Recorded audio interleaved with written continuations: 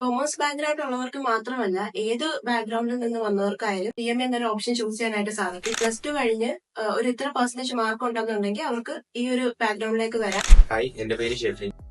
ഞാൻ ഗ്രാജുവേഷൻ കഴിഞ്ഞു professional ചാപ്റ്ററിലേക്ക് CMA പഠിക്കാൻ വന്നു. CMA ഇന്റർ ഫസ്റ്റ് അറ്റംപ്റ്റിൽ തന്നെ 2 ഗ്രൂപ്പ് ഞാൻ ക്ലിയർ ചെയ്തിട്ടുണ്ട്. അപ്പൊ ഞാൻ ട്രെയിനിങ്ങിന് ഇന്റേൺഷിപ്പ് ചെയ്തുകൊണ്ടിരിക്കുക.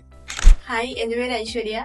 ഞാൻ ഗ്രാജുവേഷൻ കഴിഞ്ഞിട്ടാണ് പ്രൊഫഷണൽ ചാപ്റ്ററിൽ പഠിക്കാൻ വരുന്നത്. CMA ഇന്റർ ആണ് ഞാൻ അടുത്ത കോഴ്സ്. ഫസ്റ്റ് അറ്റംപ്റ്റിൽ തന്നെ കോഴ്സ് പാസ്സായി. CMAക്ക് 3 ലെവലാണ് ഉള്ളത്: ഫൗണ്ടേഷൻ, ഇന്റർമീഡിയറ്റ്, ഫൈനൽ. +2 കഴിഞ്ഞ ഒരു കുട്ടിയാണ് വരുന്നതെന്നുണ്ടെങ്കിൽ ഫൗണ്ടേഷനിലോട്ടായിരിക്കും നേരെ എൻ്റർ ചെയ്യുന്നത്. BCom കഴിഞ്ഞിട്ടാണ് വരുന്നതെന്നുണ്ടെങ്കിൽ ഇന്റർമീഡിയറ്റിലോട്ട് എൻ്റർ ചെയ്യാം. ഓരോ സ്റ്റുഡൻസിന് അറ്റൻഷൻ തരുമായിരുന്നു എല്ലാ ടീച്ചേഴ്സും. മറ്റ് ഇൻസ്റ്റിറ്റ്യൂട്ടിലൊക്കെ ആകുമ്പോൾ ഒരുപാട് പിള്ളേരുള്ളപ്പോൾ നമുക്ക് അറ്റൻഷൻ കിട്ടത്തില്ല. പക്ഷെ ഇവിടെ അങ്ങനെയല്ല. ഓരോ സ്റ്റുഡൻസും അവർ പഠിക്കുന്നുണ്ടോ എന്നൊക്കെ നമുക്ക് കറക്റ്റ് ആയിട്ട് നോക്കുന്നുണ്ട്.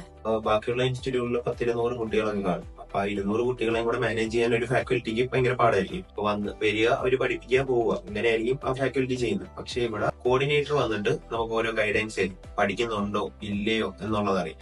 എക്സാം ലീവ് ആയാൽ പോലും നമുക്ക് വേണ്ടുന്ന നോട്ട്സ് കാര്യങ്ങളെല്ലാം നമുക്ക് ഇവിടുന്ന് എടുത്ത് തരികയും എക്സാം ലീവിന് വിളിച്ച് ചോദിക്കുക വരെ, അപ്ഡേറ്റ് വരെ നടത്തും. എത്രയായി പോർഷൻസ്, എങ്ങനെ പോർഷൻസ് കംപ്ലീറ്റ് ചെയ്തു എന്നുള്ളത് വരെ. അപ്പം അങ്ങനത്തെ ഒരു ഗൈഡൻസ് നമുക്ക് കിട്ടുമ്പോൾ നമ്മൾ പ്രോപ്പർ ആയിട്ട് നമ്മൾ പഠിച്ച് നമുക്ക് ഇതില് പാസ്സാവാനായിട്ട് പറ്റും. CMA ക്വാളിഫൈഡ് ആയി കഴിഞ്ഞിട്ട് ഗവൺമെന്റ് ജോബിലോട്ടാണ് നോക്കാൻ താല്പര്യമുണ്ടെന്നുണ്ടെങ്കിൽ SEBI, IRTA, RBI banking sectors, ഈ മേഖലയിലെല്ലാം സ്കോപ്പ് കൂടുതലാണ്. 10th കഴിഞ്ഞിട്ട് മെയിൻലി കൊമേഴ്സ് എടുക്കാനേ പറയത്തുള്ളൂ. കാരണം എന്ന് വെച്ചാൽ ഇനി അങ്ങോട്ട് ഭാവിയിൽ കൂടുതലും കൊമേഴ്സുകാർക്കാണ് കൂടുതലും സ്കോപ്പ് ഉള്ളത്. ഒരുപാട് പ്രൊഫഷണൽ ക്വാളിഫിക്കേഷൻസ് ഉണ്ട്. അല്ലാണ്ട് തന്നെ നമുക്കിപ്പോ പുറത്തോട്ട് നോക്കിയാൽ പോലും ഒരുപാട് വേക്കൻസീസ് ഒക്കെ കൂടുതലും കൊമേഴ്സുകാർക്കാണ് ഉള്ളത്.